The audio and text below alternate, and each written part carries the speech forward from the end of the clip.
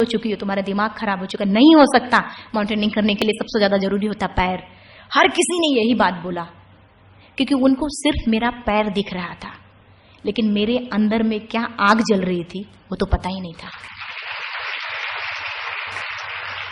वो तो पता ही नहीं था उनको, तो वो सिर्फ उतना देख रहे थे।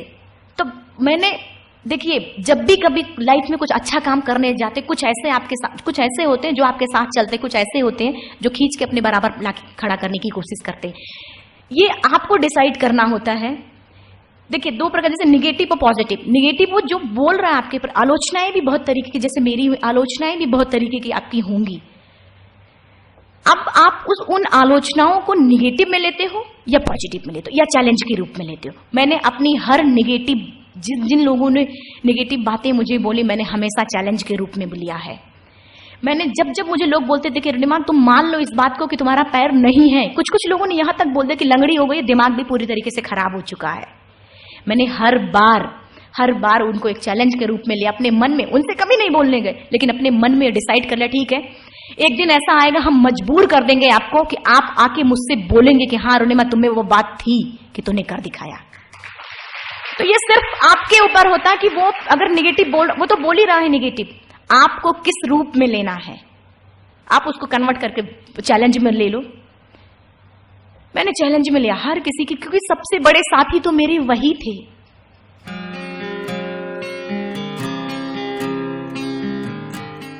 हाँ, फिर इतना ही नहीं, अभी भी चैलेंज मेरा पीछा नहीं छोड़ रहा था। मैं बहुत खुश थी, चारों तरफ वो ब्लू और ग्रीन आइस, बहुत पुराने दिखने में वो ब्लू दिखता जितना सुंदर है उतना कठिन। हील मार के मैं नीचे आ रही थी। कुछ लोग ऐसे थे जो गिव अप कर चुके थे, मुंह से ऐसे उल्टियां आ रही थी, ब्लड की उल्टियां, ऐसे सिर्फ उसमें व्हाइट में रेड पैच दिखते हैं। कुछ ऐसे थे कि ऐसे पानी का बॉटल हाथ में है, उसका ढक्कन उन्होंने खोल के रखा था, पानी भी नहीं पी पाया था, ये सब पूरा बर्फ जम चुका था उनका और वो मर चुके थे। मुझे लगा वो जिंदा है, मैंने ऐसे जाके हिलाया, वो लुढ़कते हुए नीचे गिर गए। इतना मुश्किल पल वो होता है। मैं भी खुश थी, हील मार के जिससे नीचे एकाएक मेरा प्रोस्थेटिक लेग, पूरा का पूरा प्रोस्थेटिक लेग ही निकल गया। एवरेस्ट पे -60 डिग्री तक टेम्परेचर डाउन हो जाता है। मैं ये मुट्ठी नहीं बांध सकती थी। आज मुझे इतना फुल ऑक्सीजन मिल रहा है, मैं भी चिल्ला के बात कर रही हूँ आराम से। मुट्ठी नहीं बंध रही थी कि मैं अपने रोप को पकड़ पाऊं। शेरपा मेरे आगे, जो मेरा गाइड था शेरपा आगे था, मैं उसको भी नहीं बता पा रही थी, इसलिए क्योंकि एवरेस्ट में क्या होता है कि लास्ट मोमेंट तक शेरपा लोग क्लाइंबर को बोलते हैं कि चलो चलो, अगर वो नहीं जाता है तो लास्ट में उसको वहीं छोड़ देता है और खुद चला जाता है भाग के। मैं इस डर की वजह से, ऐसा ना हो कि मुझे छोड़ दे, वो चला जाए तो मैं रास्ता भटक के मर जाऊंगी, मैं नहीं बता पा रही थी। मैं अगर पैर उठाऊं तो मेरा आर्टिफिशियल लेग एकदम गिर जाएगा नीचे, ना पैर उठाऊं तो चलूं कैसे। बड़े मुश्किल से मुझे ऊपर में भी जो मिला था, जो ऑक्सीजन भी जो मिला था मुझे, उसमें भी एक छोटा सा, आपने पूछा नहीं, मैं बता दूंगी बाद में। बड़े मुश्किल से, लक भाग्य किस्मत जो भी था, मुझे ऑक्सीजन मिला था। मेरे आंखों से ऐसे आंसू निकलना शुरू हो गया और ऐसे घर की लैंग्वेज में मैं चिल्ला के बोली कि क्या भगवान ने तो मेरा पैर काट लिए। फिर दिमाग में माउंटेन, आज एवरेस्ट सबमिट भी कर लिया, तो आप क्या चाहते हैं, जिंदा वापस ना जाऊं। दूसरे के पल आंसू को पोंछा, क्योंकि मुझे ये बात समझ में आ गई थी कि रोने धोने से कुछ नहीं होने वाला। आंसू को पोंछा और चिल्ला के बोला कि आपके पास जितनी ताकत है आप लगा लो, मेरे पास जितनी ताकत है मैं भी लगाऊंगी, लेकिन जिंदा वापस जाऊंगी। हाथ जो मेरा ये जो मोड़ नहीं रहा था, इसको ऐसे करके मोड़ा है और रोप को पकड़ के दूसरे हाथ से प्रोस्थेटिक लेग पकड़ को पैर को घसीट के चलना शुरू किया, क्योंकि यही रास्ता था। दूसरा ये था, जैसे और कुछ लोगों ने गिव अप किया था, मैं भी छोड़ देती।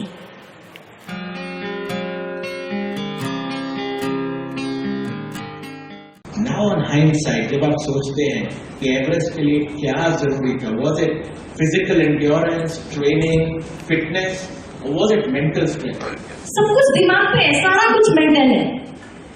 मेरे पास तो बहुत सारे बहाने थे, ऑक्सीजन खत्म हो रहा था, आर्टिफिशियल निकल रहा था, शेरपा बार बोल रहा था, एजेंसी का लीडर, ग्रुप का लीडर, सभी लोग बोल रहे थे मुझे, लेकिन मुझे यहाँ से था कि नहीं, मुझे एवरेस्ट क्लाइंब करना ही है। कोई कुछ भी बोले, किसी की परवाह नहीं थी मुझे। यहाँ तक कि जब ग्रुप के लीडर ने और एजेंसी के लीडर ने बेस कैंप से मेरे घर में फोन कर दिया कि अरुणिमा वापस नहीं आ रही है, ऑक्सीजन सिलेंडर उसका खत्म हो चुका है, वो मर जाएगी। मैम मुझे बार को फोन कर दिया, सबको कर दिया था, लेकिन मुझे ये था करना था यहां से। करेगा कैसे काम नहीं मेरा पैर, उसको हम करवाएंगे। जैसा चाहे वैसे अपने शरीर को मोड़ सकते हैं यहां से, अगर हम स्ट्रांग हैं। अगर शायद बेड पे, हॉस्पिटल के बेड पे हमने ये सोच लिया होता कि अभी मैं तो विकलांग हो चुकी हूँ, मैं तो कुछ कर नहीं सकती, तो शायद अपने घर के एक कमरे तक सीमित रहते, बैसाखी या व्हील चेयर पे, मुझे कोई नहीं जानता। लेकिन हमेशा दिमाग से सोचा और किया उसको, सब कुछ दिमाग पर डिपेंड है।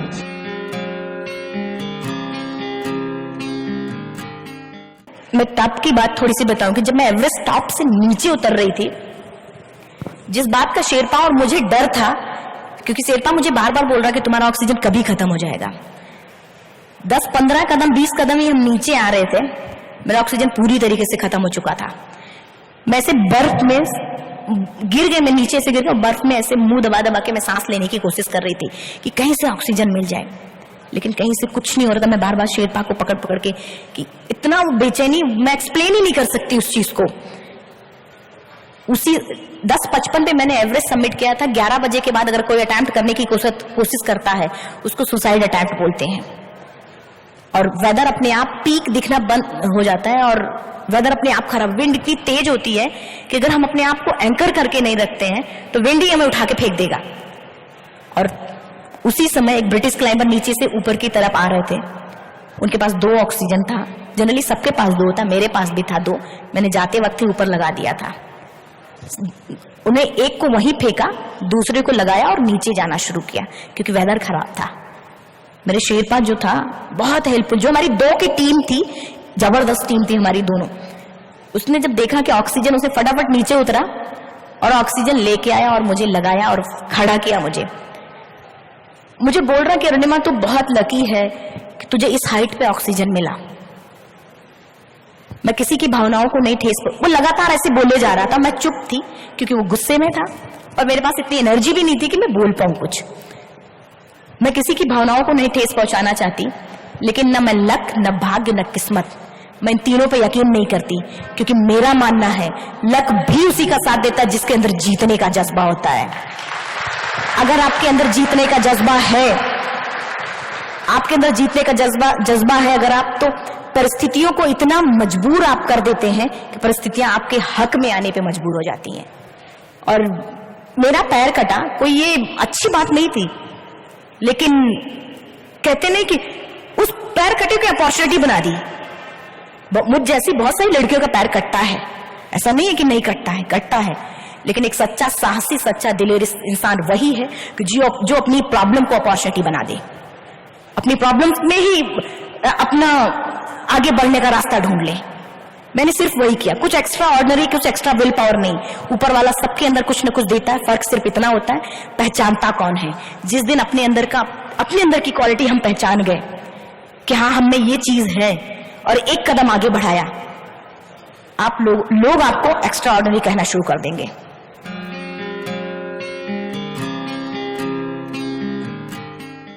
किसी पीक के लिए हम निकलते थे, सारे लोग जीतते थे, तो वो सारे लोग मुझसे आगे निकल जाते थे हर बार।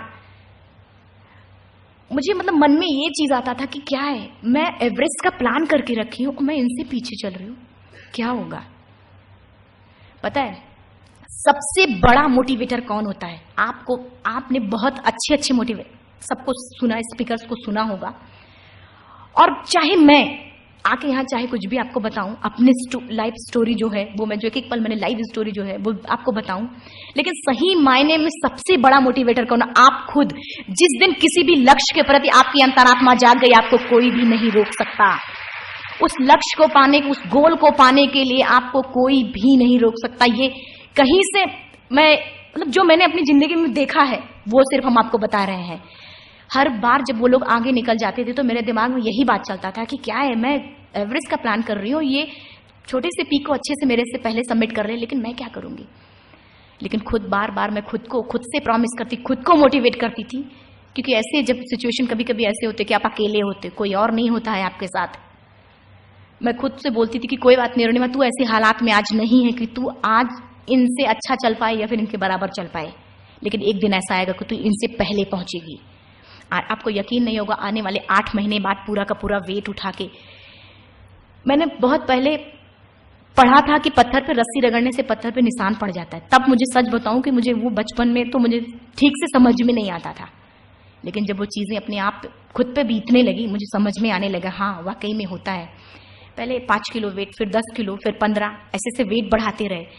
आने वाले 8 महीने बाद पूरा का पूरा 35 किलो का वेट उठा के, और टॉप पे पहले 1-1.5 घंटे पहले टॉप पे पहुंचते थे।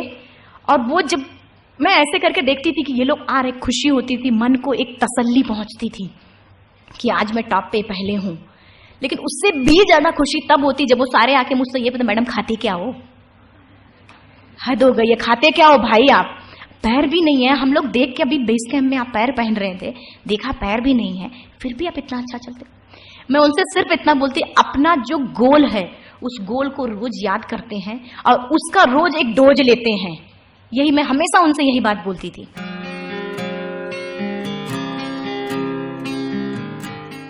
कि सर या तो हम एवरेस्ट पे झंडा लहरा के आएंगे या वहीं दफन हो जाएंगे। ये जज्बा कि आप अपनी जिंदगी लगाने के लिए तैयार थे, ये कहां से आया? दिस ऑल और नथिंग गैम्बल, ये कहां से आया? एक्चुअली बिना रिस्क के कुछ नहीं होता है। जब तक हम अपने लाइफ में किसी भी चीज के लिए रिस्क नहीं लेंगे तो इतने आसानी से कुछ नहीं मिलता। उसके लिए अगर नो पेन नो गेन, अगर अपने दर्द बर्दाश्त करने की क्षमता नहीं है तो आप कुछ भी नहीं पा सकते। ये चीजें पूरी चीज समझ में मुझे आती है, ये सारी चीजें। तो अभी एक नए सूर्य से, एक बच्चे जैसे चलने से लेके एवरेस्ट तक की तैयारी मेरे लिए बहुत ही कठिन थी। तो और बाकी वो वीर बैतूकी पे जीना, वो मुझे गंवाना नहीं था। उससे अच्छा तो ये था कि हम मर जाए, लोग मुझे दया की दृष्टि से देखें कि कोई मुझे लाके खाना दे, पानी दे, इस तरीके से, वो मुझे पसंद नहीं है। उससे अच्छा कि मर जाओ। तो ये डिसाइड कर लिया था कि या तो करो या मरो।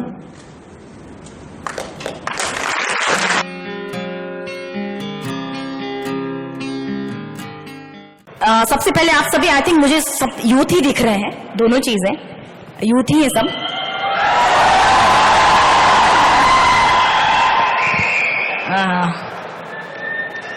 देखिए, आप नो डाउट आप अचीवर हैं, तब यहां हैं। आप एक अचीव किए हैं इसलिए आप यहां पे हैं। किसी कंपनी का जो सबसे बड़ा पिलर और सबसे स्ट्रांग पिलर होते हैं इसके एम्प्लॉई, और आप एक कंपनी का मजबूत पिलर है। मैं यही कहूंगी सिर्फ कि आज जो आपने गोल अचीव कर लिया है, सिर्फ वहीं पे मत बैठ जाइएगा। अपने जीवन में एक नए लक्ष्य तैयार करिए और उस गोल पर इतना फोकस करिए, इतना फोकस करिए कि ऊपर वाला भी देने पे मजबूर हो जाए। बस और कुछ नहीं, एक्स्ट्रा कुछ भी नहीं। मैं एक 4 लाइन की पंक्ति सुनाऊंगी, वो मेरा फेवरेट है और इसीलिए मैं सुनाती भी। मैं उठ जाऊं?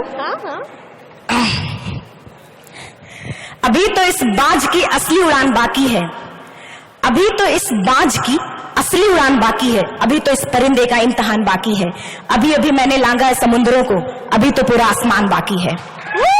Thank you so much, thank you. पता है ये मैंने सुनाया क्यों? क्योंकि एवरेस्ट सबमिट करने के बाद जब मैं इंडिया वापस आई थी तो बहुत सारे यूथ मुझसे लगातार जुड़ रहे थे, ऐसे ऐसे बच्चे जो चल भी नहीं सकते थे, लेकिन वो बोलते मुझे भी कुछ करना है। तब मैंने डिसाइड किया कि मुझे वर्ल्ड का जो 7 कॉन्टिनेंट है, 7 हाईएस्ट पीक को सबमिट करना है। एशिया, यूरोप, अफ्रीका, 3 तो मैं सबमिट कर चुकी हूँ। नेक्स्ट मैं ऑस्ट्रेलिया जा रही हूँ जस्ट 12 अप्रैल को। आप सबका गुड विशेस चाहिए कि मैं सबमिट कर पाऊँ। Thank you so much, thank you, thank you.